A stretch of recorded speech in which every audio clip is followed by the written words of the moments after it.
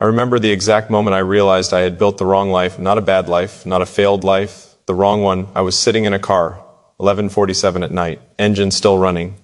I'd been in that driveway for 22 minutes and I hadn't moved. I couldn't explain why.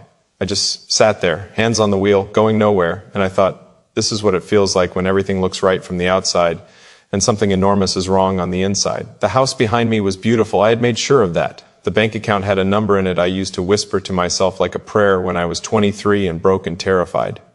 I had the title, the reputation, the network, the suits that said I have arrived. I had built and built and built, and I was sitting in that driveway in the dark, completely alone, unable to explain why I didn't want to go inside. That's not tiredness. That's not stress. That's a man who has optimized his entire existence for the wrong destination. Wait, before you scroll, I need you to stay with me for a second. Because I know you've seen 100 of these, the speeches, the fire, the fists, and I'm not going to do that to you. I'm not here to hype you up. I'm here to tell you the truth. And the truth is uncomfortable and specific, and it has your name on it, even though I don't know your name. You already feel it, that low hum beneath the productivity, that quiet ache when the notifications go silent for an hour, that strange loneliness that shows up in rooms full of people who admire you. You feel it in the morning before you put on the version of yourself you show the world.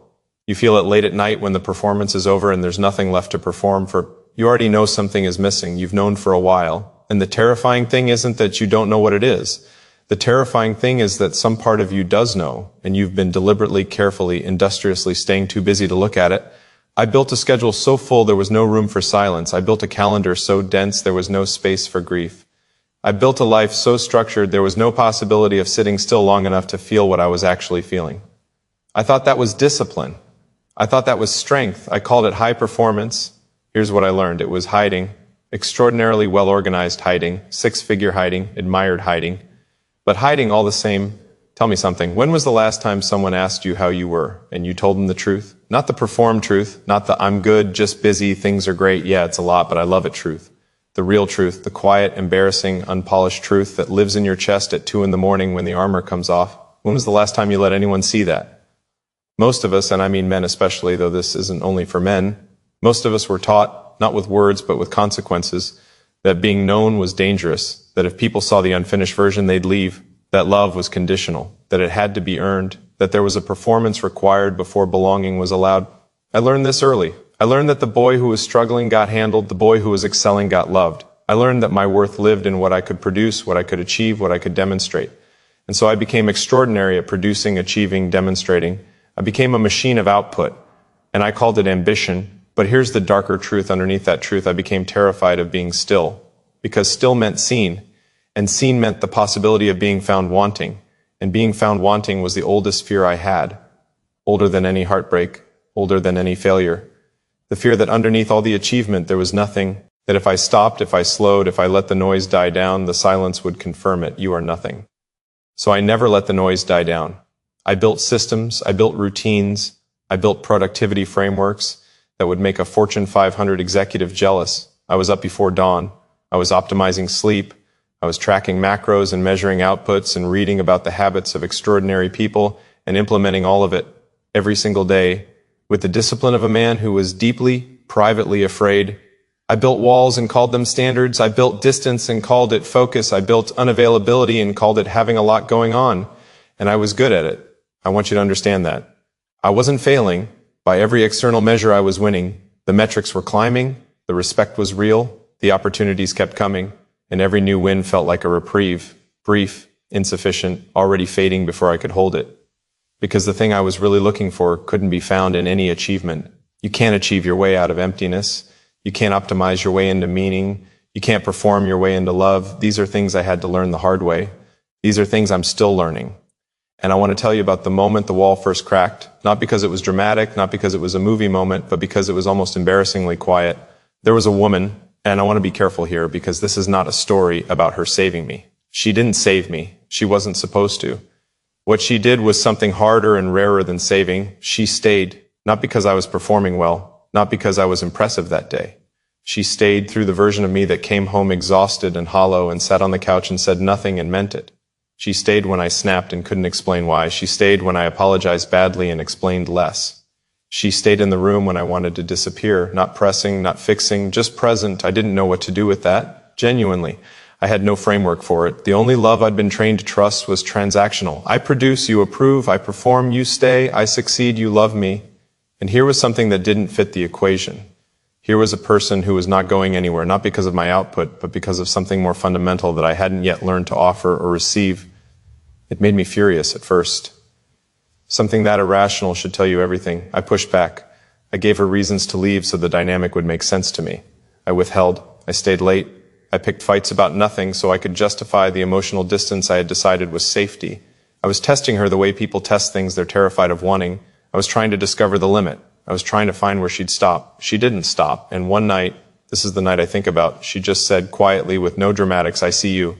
Not the version you show everyone. You. And I'm not going anywhere. But I need you to stop performing for me. I need you to just be here. I didn't know how to answer that. I think I said nothing. I think I looked out the window for a long time. But something shifted. Something small and structural, like a single brick moving in a wall that had seemed permanent. Don't deny it. Don't do the thing where you nod along to this and then click away and return to the performance. Don't let this be something you watched and felt for a moment and then filed under interesting and went back to your carefully constructed distraction. Because here's what nobody tells you about the prison of having it together. The door is always open. The prison is voluntary. You are not trapped. You are choosing every morning to walk back inside and close the door behind you. Because the prison at least is familiar and the outside is terrifying. And the outside looks like being known. The outside looks like needing something from someone. The outside looks like asking for help before you've already half solved the problem yourself. The outside looks like saying, I don't know, in a room where everyone expects you to know. The outside looks like being wrong and sitting in it instead of immediately pivoting to a lesson learned. The outside looks like presence without productivity, sitting across from someone you love with no phone, no agenda, no deliverable, just the uncomfortable and revolutionary act of being fully there. That's the outside. And I know it sounds easy. I know when you list it like that, it sounds almost embarrassingly simple. But you know and I know that it is the hardest thing, because it asks you to be vulnerable without guarantee, to invest without contract, to love without insurance. And we were taught that you don't do anything without insurance. Here's what I learned about rebuilding. It doesn't look like what the movies show you. It doesn't look like a montage. It doesn't look like a single conversation that cracks you open and then 3 weeks later you're enlightened. It looks like a Tuesday where you put your phone down during dinner and it feels wrong and uncomfortable and you do it anyway. It looks like a Thursday where someone asks how you are and you pause, genuinely pause before answering, and then give them 5% more truth than usual, just 5%, just enough to feel the edge of realness. It looks like a morning where, instead of immediately filling the silence with input, podcasts, news, plans, noise, you let it sit for 3 minutes, just 3 minutes of not optimizing, and in those 3 minutes, you feel the discomfort of your own company, the slight vertigo of being unoccupied, and you breathe through it instead of running from it. That is rebuilding, not the dramatic teardown, not the grand announcement, just the daily decision to put one real brick down instead of a performance brick. Because here's the thing about performance bricks, they're light, they're easy to stack, you can build a towering structure with them in almost no time. But they are hollow, and when the weather comes, and the weather always comes, the hollow tower doesn't hold. I built an empire. I want to be honest about that. I'm proud of parts of it, genuinely. But I built it on an altar to achievement that required constant sacrifice. And what I sacrificed incrementally without realizing the cost was presence, was depth, was the ability to be in a room without also being somewhere else in my head, was the capacity to hold my own stillness without immediately converting it into productivity. I sacrificed the interior for the exterior. I built a magnificent facade on a foundation that had never been asked to hold real weight. The collapse, when it came, was not a failure. I need you to hear that. The collapse was mercy. The collapse was the structure finally, honestly, accurately reflecting what was happening underneath it. It was not the problem. It was the revelation of the problem that had existed for years before the walls fell. And standing in the rubble, for the first time in a long time, I could see the actual ground. Look at me for a second. I know what you're doing with this. You're listening, and somewhere underneath the listening, you're running the comparison software. Am I this bad? Is it this serious for me? Maybe this doesn't apply. Maybe I'm okay. Maybe I'm more self-aware than this guy was. And maybe you are. Maybe you've done more work than I had done. Maybe your walls are thinner and your foundation is better than mine was. But if there is any part of this that has landed somewhere specific, if there is any phrase that is snagged on something real in you, then I want you to honor that. Not perform honoring it, not plan to think about it later. Right now, in this moment, let it land. Because here's the thing about recognition, it only stays for so long before the defense mechanisms reconstitute. You have a window, and it is not a long window, and and I want you to use it. What are you building, and who is it for? Not rhetorically, genuinely. Sit with that. Who's the intended audience of your life? Because if the answer is everyone except yourself, if the life you're constructing is built entirely for the consumption and approval of others, then you are building a home you can never live in. You are building a gallery, not a dwelling. A gallery is for visitors. A home is for you. And I spent years believing I needed the visitors to validate the building before I was allowed to inhabit it myself. I was waiting for enough external approval before I'd permit myself the internal experience of being content. Enough validation, enough success, enough confirmation from the outside world that I was worth taking up space. And then and only then I would allow myself to rest. The approval never made it feel like enough. It never does. Because that's not how it works. You cannot outsource your self-worth, not to achievements, not to admiration, not to a relationship, not to a number in an account, not to a title on a door. All of those things are real and good and worth pursuing, but they cannot carry the weight you are putting on them. They will buckle under it. They have been buckling under it, and the evidence is that low hum, that quiet ache, that thing you feel just before you reach for your phone in the silence. Here's what I learned about asking for help. It is the most underrated skill I know. Not the asking that comes after you've already handled 80% of it yourself. Not the asking that is actually a performance of vulnerability while your walls stay firmly up. The real asking, the early asking, the asking before you found the answer, when you're still genuinely lost, when you don't yet have a handle on it and you reach out to another person and say, clearly, without orchestration, I need help with this. I don't know what I'm doing. I'm struggling. The first time I did this, really did this, I felt ill for about an hour afterward. My body was convinced I had made a catastrophic mistake. Because every childhood lesson, every early education in conditional love had taught me that need was the vulnerability that would be used against me. That the moment I showed I was struggling, the respect would evaporate and the abandonment would follow. And instead what happened was the other person leaned in. They leaned in. They didn't leave. They didn't diminish me. They came closer. They became more available, not less. And I realized I had been depriving myself and everyone who wanted to be close to me of genuine intimacy for years because of a rule I'd absorbed before I was old enough to interrogate it. The rule was self-sufficiency equals safety. The truth is, self-sufficiency equals isolation. And isolation will destroy you so gradually, so politely, so dressed in the language of independence and strength, that you won't notice until you're sitting in a driveway at 11:47 at night and you can't explain why you don't want to go inside. She asked me once, and this was not early on, this was after months of the slow work, the brick-by-brick work, the therapy and the silences and the conversations that started at midnight and didn't end until there was light coming in through the windows.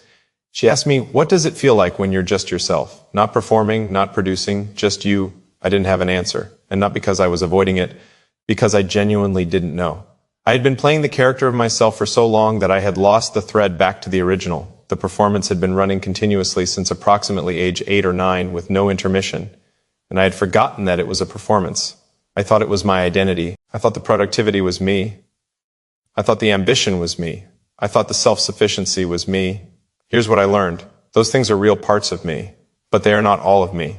And when you amplify one part to the point where it crowds out every other part, when you build your entire identity on one narrow frequency, you become a caricature. Vivid, impressive, hollow. And I had to do the frightening work of finding out what else was there, what else was in the frequency, below the ambition, what was in the silence below the productivity, what was in the softness below the self-sufficiency. And what I found, and this surprised me more than almost anything, what I found was someone who wanted to be known, not approved of, not admired, known. Someone who had been waiting for decades for someone to sit down and be interested in the full picture, not just the highlights reel. That person had been there the whole time, building the walls to protect him, never understanding that the walls were also what was keeping him in. Here's what rebuilding actually looks like in practice. It looks like going home on time when you have something to go home to. Not because the work is finished, the work is never finished, but because presence is a choice, and the people you love are not waiting indefinitely. It looks like putting your phone face down at dinner without announcing that you're putting your phone down at dinner. It looks like asking your person a question and then actually listening to the answer, not performing listening while you construct your response, not cataloging what they're saying for later analysis. Listening, being there, in the room, in the moment, fully. It looks like saying I missed you without immediately qualifying it with something funny or deflecting it with a joke because the genuine expression felt too exposed. It looks like sitting in discomfort without immediately problem solving it, letting someone be sad without trying to fix the sadness, letting yourself be confused without immediately Googling the solution, being with the uncertainty, being human inside it. It looks like doing less better, saying no to the thing that would look impressive but cost you presence, choosing depth over breadth, choosing one real conversation over 4 surface ones, Choosing to be somewhere completely rather than everywhere partially. It looks like maintenance. Not the grand gesture, not the big romantic statement, though those have their place. The maintenance, the small daily evidence that you are choosing this, that you are showing up, that you have not disappeared into the next optimization. I built so many grand gestures, expensive, impressive, photographable gestures, and what the people I loved needed was not the gesture. They needed me to come home at a reasonable hour. They needed me to be present when I was present. They needed me to be a person, not a project manager of a relationship. Tell me something else. What would you do differently if you knew that the people who love you don't need your excellence? They need your presence. What would you stop doing? What would you start? What would you let go of that you've been white-knuckling for years because releasing it would feel like failure, even though the only person keeping the failure score is you? Because here's what I have learned and cannot unlearn. The people who matter most to you are not impressed by the version you perform. They see through it. They've always seen through it. And what they want, what they have always wanted, is the version underneath. The real one. The uncertain one. The one that laughs too loud and sometimes says the wrong thing and doesn't always have the answer and occasionally needs to sit on the floor and just be a mess for a minute. They want that person. And that person has been under lock and key for so long that you've almost forgotten where you put the key. But you haven't forgotten. That's the thing. That low hum, that's the person inside you knocking. That ache, that's the life you could be living, pressing against the walls of the life you've been performing. It is not too late to open the door. I want to talk about the foundation for a moment. Because when I say rebuilding, I don't mean demolition. I don't mean burn everything down and start over. I mean going all the way down to the foundation and being honest about what it's made of. Because if the foundation is I must earn love through performance, then everything you build on top of it is structurally compromised. It doesn't matter how beautiful the house is. It doesn't matter how impressive the architecture.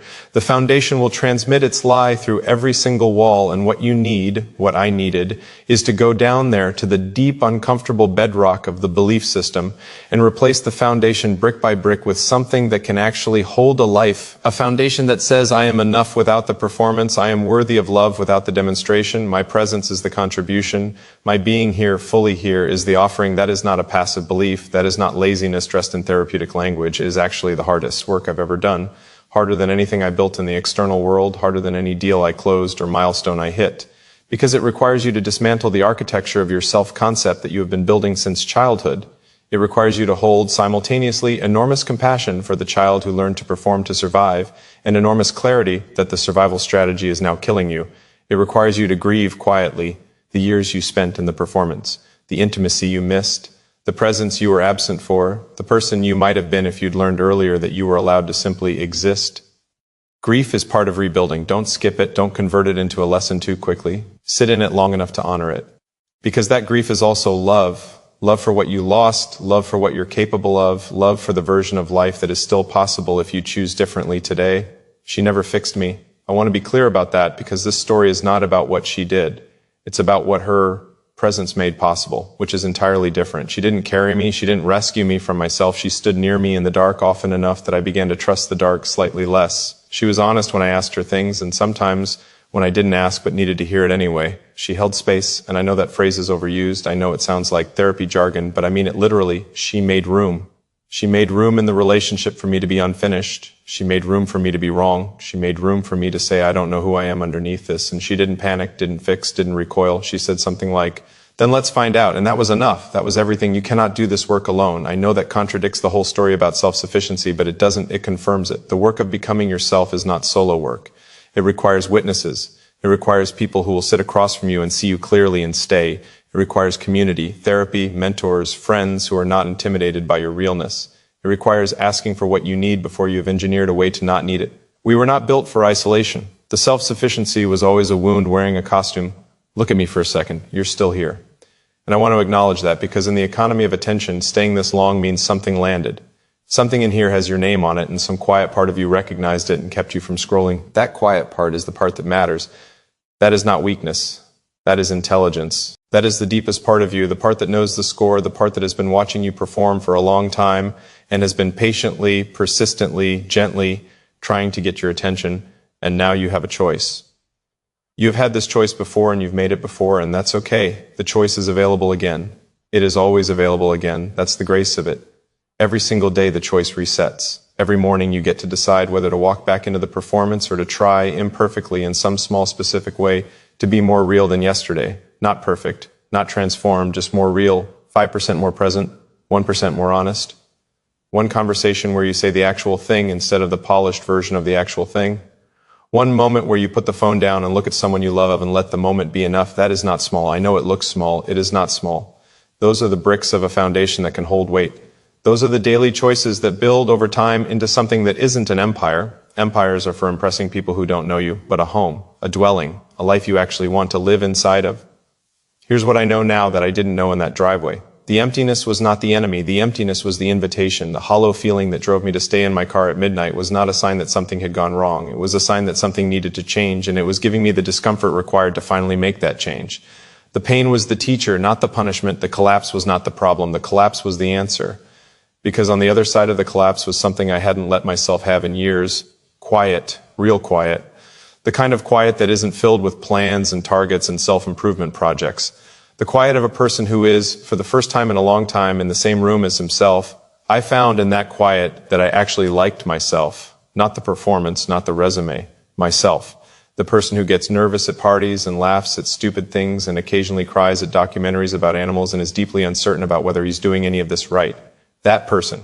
I found him in the quiet, and I realized I had been running from him for most of my adult life because I believed he wasn't impressive enough for the world I was trying to inhabit.